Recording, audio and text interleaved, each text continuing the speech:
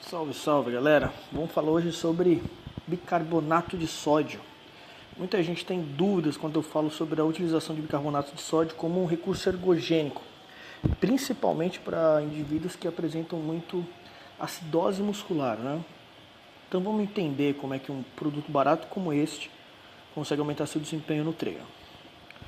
Primeiro nós temos que entender de onde vem a nossa fadiga, né? A fadiga ela pode vir de dois lugares diferentes.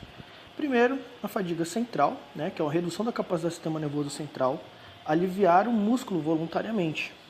E a fadiga periférica, né, a fadiga muscular, que é o decréscimo, né, da força de contractilidade das fibras musculares.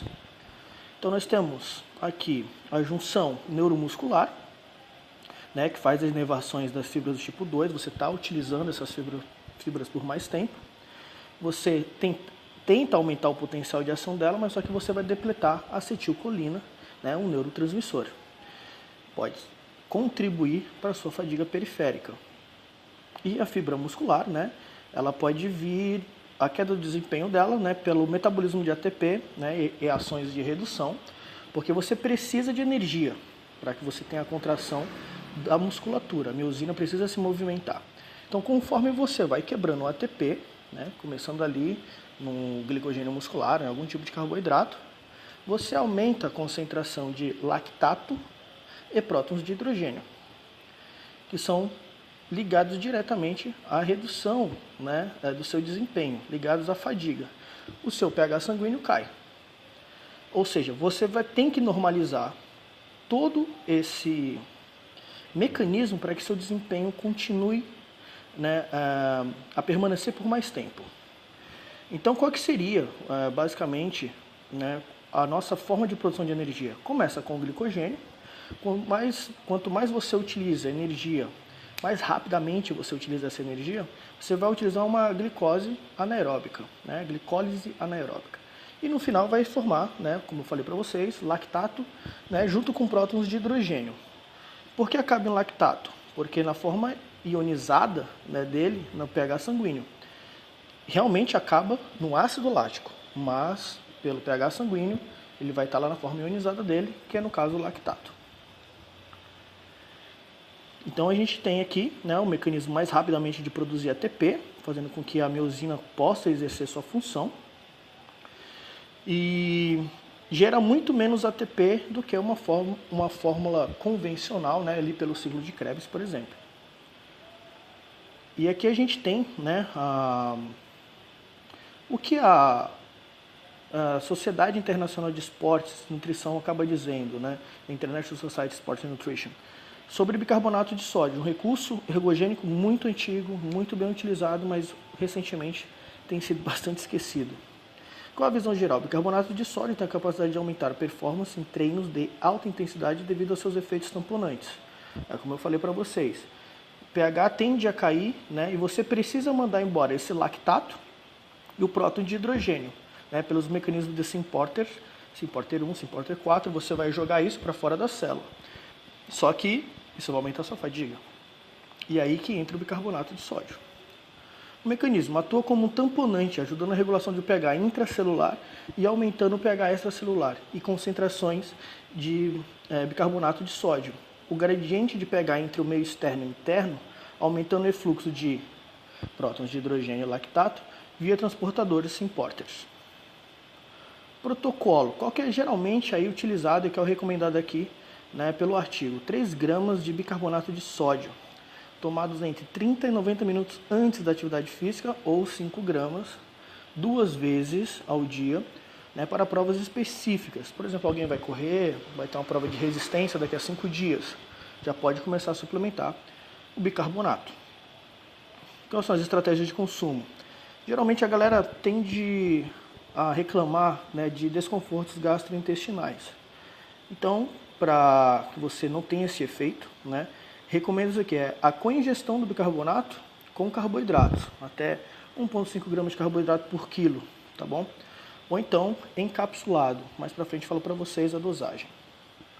Isso aqui é um artigo que mostra a utilização de bicarbonato de sódio com cafeína ou então isoladamente. A gente vê aqui, né, claramente o estudo a favor, né, do caso ao bicarbonato de sódio do que ao grupo placebo no aumento da performance. E esse aqui é o efeito, por exemplo, do bicarbonato de sódio, né, durante treinos de HIIT de 6 semanas.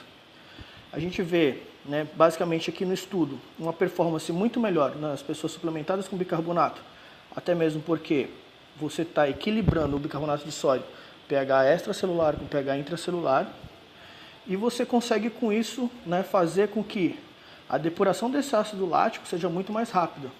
E as pessoas que estiveram suplementando, né, o bicarbonato de sódio aumentaram seu desempenho.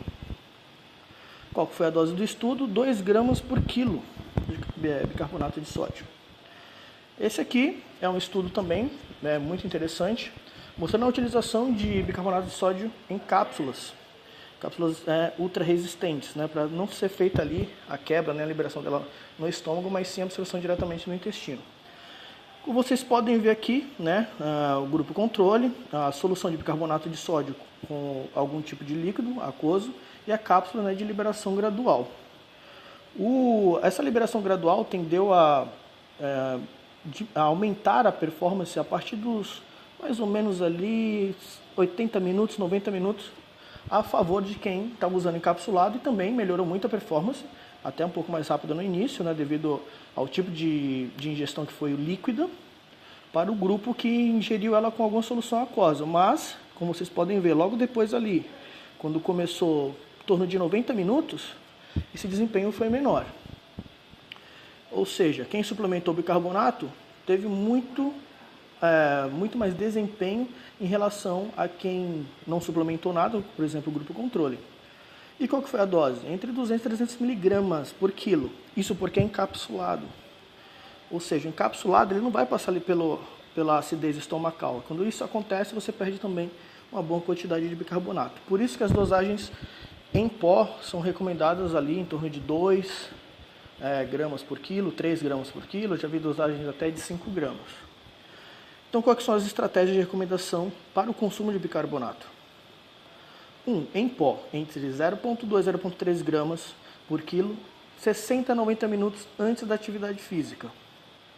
Ou 5 gramas 2 vezes ao dia, né? Podendo ser colocado aí com algum tipo de bebida rica em carboidratos, por exemplo, ou então talvez com uma refeiçãozinha de digestibilidade mais rápida. Cápsulas de 200 a 300 miligramas, cerca de 1 a 2 horas antes da atividade física. Por que esta recomendação? Como vocês puderam ver, a cápsula de liberação gradual começou a atuar em torno ali de 90 minutos. Então, para que você tenha o máximo de bicarbonato de sódio como alcalinizante, equilibrando o pH sanguíneo, é interessante que você jogue em torno de 2 horas antes. Ou então consumi-las com carboidratos, né? Entre 1,5 gramas de carboidrato antes da atividade física, junto com esse bicarbonato de sódio. Ou seja, vocês podem testar todas as possibilidades.